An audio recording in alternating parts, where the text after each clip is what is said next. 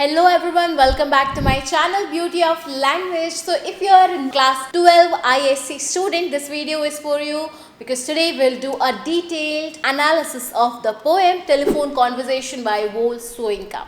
So in this video we'll get a line by line explanation, previous year questions and only the points that really matter for your exam. No unnecessary extras, and since I have been an ICSE student myself, so I know exactly what kind of questions are usually asked in the board exams. So watch till the end, and if you're new here, make sure to subscribe for more poem explanations and upcoming grammar lessons. So today, as I said, I'm going to explain Telephone Conversations by Wole Soyinka. For a quick summary, poetic devices and main themes of the poem, watch the shorts on my channel, and for the notes, head over to my website beautyoflanguage.in.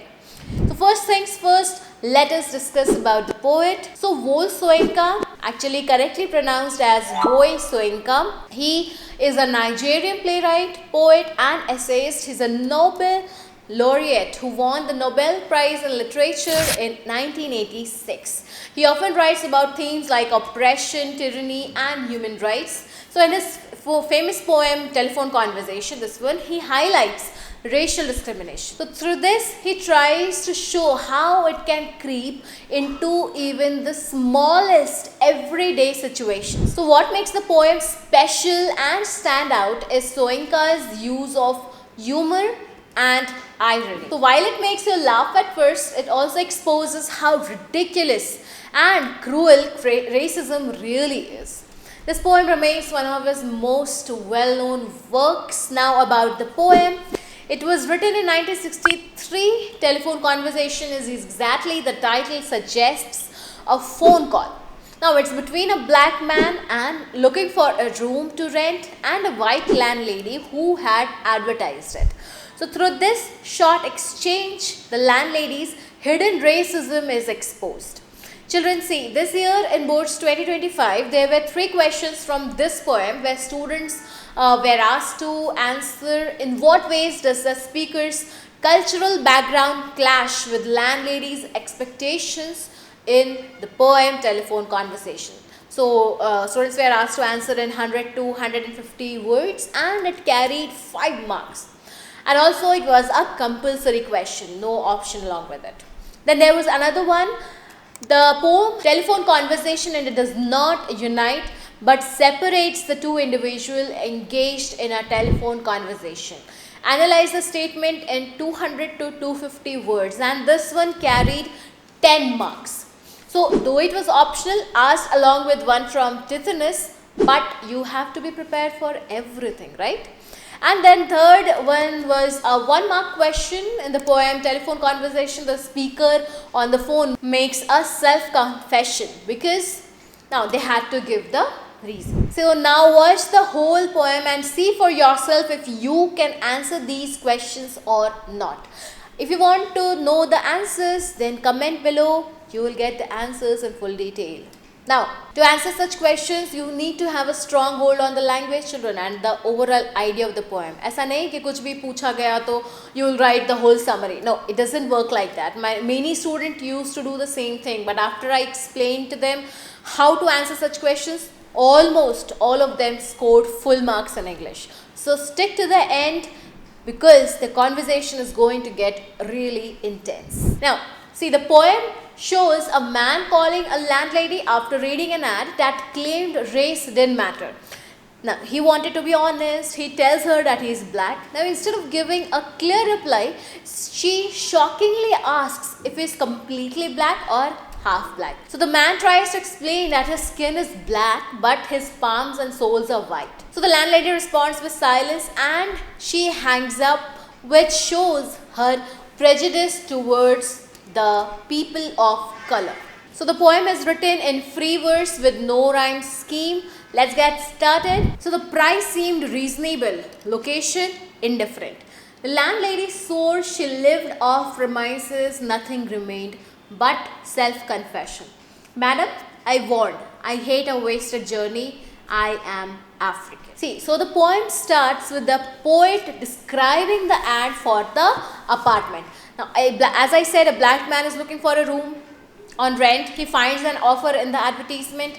It is at a reasonable price and the location was also not an issue. The landlady also didn't live there. She lived off premises, means that she did not live in the same building or the same apartment. Everything was fine and good. Only one thing was left, and that was the self-confession. Self-confession, you know, it means to admit something or state a fact about oneself openly. Now, confession about what? Confession about his identity, that he was a black man. So he makes the phone call to the landlady and tells her that he is an African. Now, instead of wasting time on a journey, he wants to make everything clear before himself. And since he is black, he must have faced some discrimination before also. So this time, he just wants to be clear beforehand कि भैया मैं तो black हूँ, पहले जान लो. Now, you can notice here that there are no punctuation marks at the end of the lines. So, which literary device has been used here? It is enjambment. So please keep taking notes on the explanation, students, because these are gonna help you during the revision. Moving ahead, silence. Silence, transmission of pressurized good breeding. Voice when it came. Lipstick coated, long, gold rolled, cigarette holder pipped, caught I was foully. Now, in these lines, see, the poet has described the reaction of the lady after she got to know that he was an African. Now, as soon as she comes to know that he is black, she goes silent. She hesitates before responding. Now, this hesitation which is there, it reveals her discomfort. See, silence, transmission of pressurized good breeding. What does it mean? It means that the lady is like the so-called white people of good breeding, good upbringing. So she has good manners and etiquette. Now, these people are the ones who call themselves educated and therefore decent. But somewhere down the line, they still have the discrimination against the black people. So he knew that she was not happy with the fact that he was not white. But then her good upbringing, that prevented her from reacting immediately to this. So she tried to maintain her composure, and when she finally spoke, it was lipstick coated, long, gold rolled cigarette holder pip. So the poet has used a very vivid imagery here. The man imagines her how she must have looked as she spoke. So he imagines that her lips must be painted red with lipstick, and she must be smoking and using a gold tinted cigarette holder. So here you can see the man also, what does he do? He forms an assumption about the lady. So the poem highlights how individuals, no matter where they come from, they form assumptions based on race. Now, caught I was falling foully means that the fact that he has mentioned has led the lady to judge him on the basis of his color. So, foul means insulting way. So, even though she did not speak a word, but her silence, it made him feel judged, vulnerable and insulted. How dark? I had not misheard. Are you light or very dark? Button B, button A, stench of rancid breath of public hide and speak. Red booth, red pillar box, red double-tiered omnibus, squelching tar. It was real. Shamed by ill-mannered silence, surrender pushed dumbfoundment to beg simplification. Considerate, she was bearing the emphasis. So the landlady, she is careful not to use the word black. Instead, she asks a very indirect question. What was it? It was about the degree of darkness. So are you light or very dark? So the man clarifies that he did not mishear, he did not hear wrong. She actually asked him this question to the black man. So it appears to him that as if he is asked to make a choice. He wonders if he should press button A or button B on the telephone dial pad. For example, see, when we are asked to choose in an automated call कि English for English press 1, Hindi में सुनने के लिए 2 दबाएं. So it was almost like that for her. So these lines in the poem, it exposes the hypocritical nature of white individuals in the society. Now, stench of rancid breath of public hide and speak. So stench means bad smell and rancid means spoiled. So he says that he can smell the bad breath of hypocrisy, the double standards, okay, and hide and speak. Why? Because since the man is having a conversation over the phone, so he has used hide and speak. It means that white people try to hide their racial discrimination in public, but they practice it in private. So the man, he feels angry, very angry at this double standard behavior. He feels very frustrated and is also in disbelief. He looks around and finds that yes, there is a red booth, red pillar box, red double tiered omnibus, squelching tar. Squelching means the sound your feet makes when you are walking in deep wet mud. So here it is, tar. So the poet has used auditory imagery in these lines to show exactly how the poet was feeling. So he was so much in disbelief that he looked around to make sure that this was really happening. And then he realized that yes, it was real. So in the line, red double-tiered omnibus squelching tar, it is imagery used. But at the same time, a metaphor also has been used here, which suggests that the red color of the omnibus, it dominates the tar, which is black in color. So the whites dominating the black. Now in this poem, the color red, a dominant color in the post office and the poet's dark skin. It is in the direct contrast to the fair skin and gold rolled complexion of the landlady and her class. Now it represents the poet's blackness in the world that favors white. Now this star which is mentioned, see, it is associated with what? It is associated with the omnibus, which represents racial prejudice and discrimination that are inherent in a racist white society. Why? Because see, the omnibus is basically a horse-drawn carriage. You know that, right? So that was invented to serve all. Now this omnibus here, it becomes a symbol for the entire racist white society that attempts to suppress, that attempts to squelch the dark tar, that is the people of color. He feels so ashamed by the ill-mannered silence. See, the silence that was there when he revealed his identity to the woman, it was ill-mannered. Now this silence, followed by the question that she asked, it left him completely dumbfounded, completely shocked. He was speechless, pushed dumbfoundment to beg simplification. It means that he was so out of words by the question that he wanted her for further simplification. That what it was that she actually wanted to know. So even though it was a direct question, but he still needed simplification. So he says that the lady, being very considerate, very mindful, she varied the emphasis and asked the question again. Now the poet here has said this sarcastically here. Considerate she was. Are you dark or very light? Revelation came. You mean like plain or milk chocolate? Her accent was clinical, crushing in its light impersonality. Are you dark or very light? See very considerately what does she ask now? She asks that are you dark or very light? She asks an even more absurd question. She's trying to figure out his color, referring to the shades of the chocolate. So you can imagine her insensitivity towards these people of color. So the poet here has tried to show how people reduce one to just the color of their skin. For them, it is not the person of importance. It is the color of their skin. See how dehumanizing it is to do to someone, how superficial it is.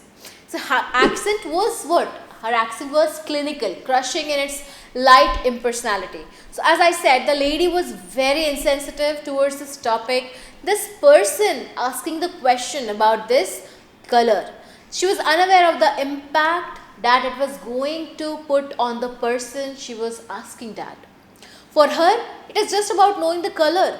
But for the other person, it is about their complete identity. And this is the reason why she is having a kind of detached conversation.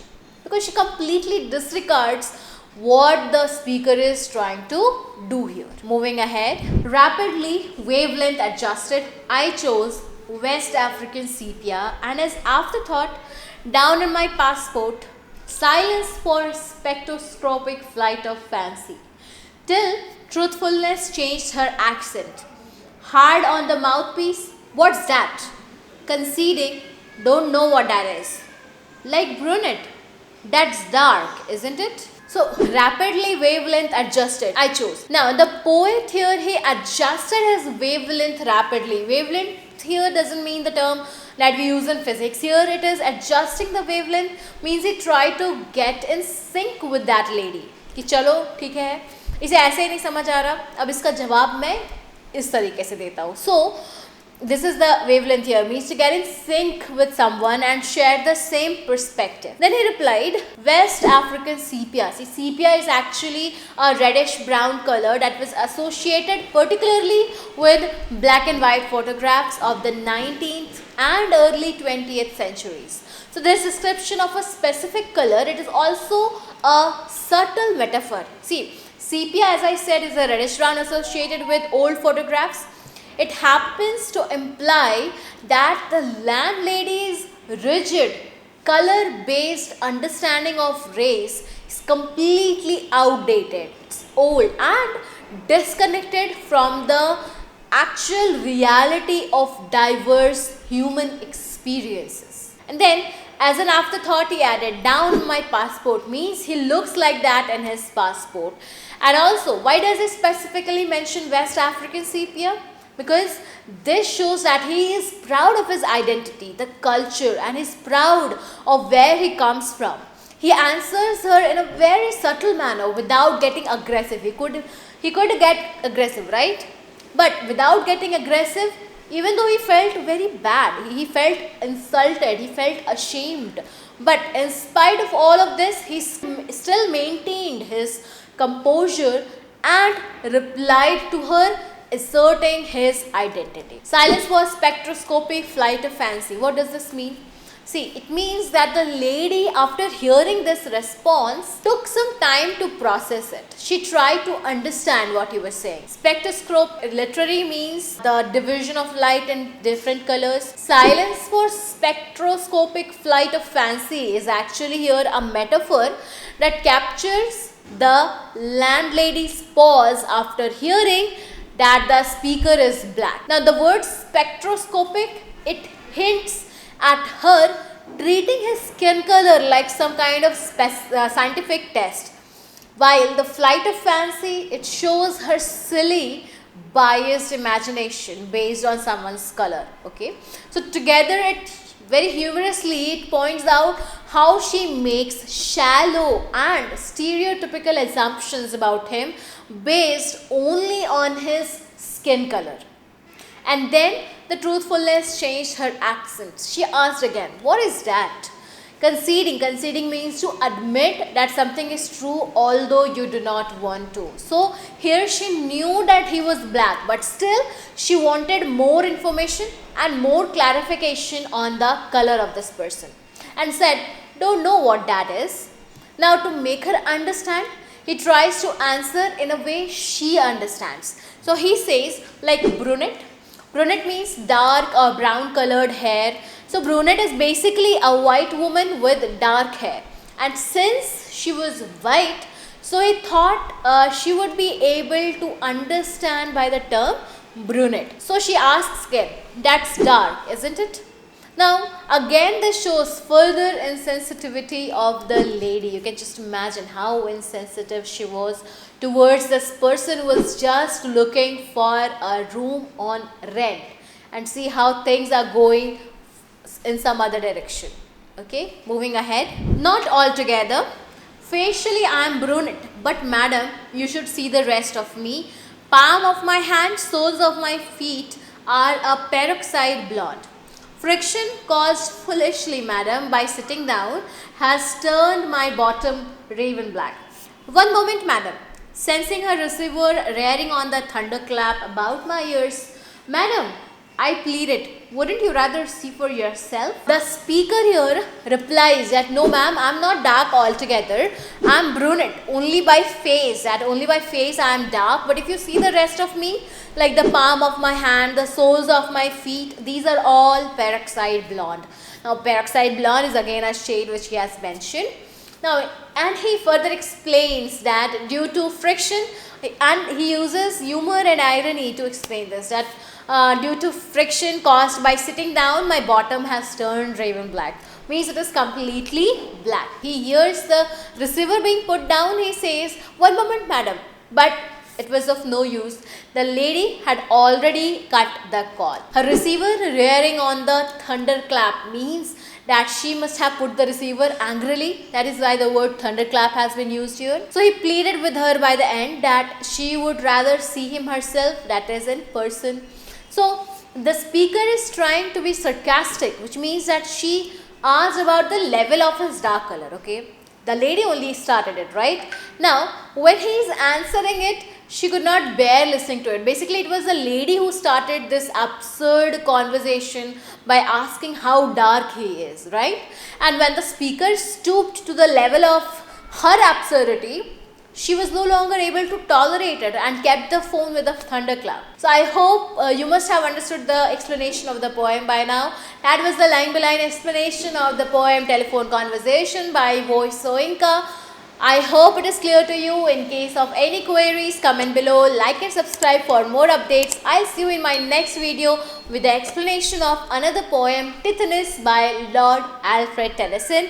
Till then, bye-bye, take care.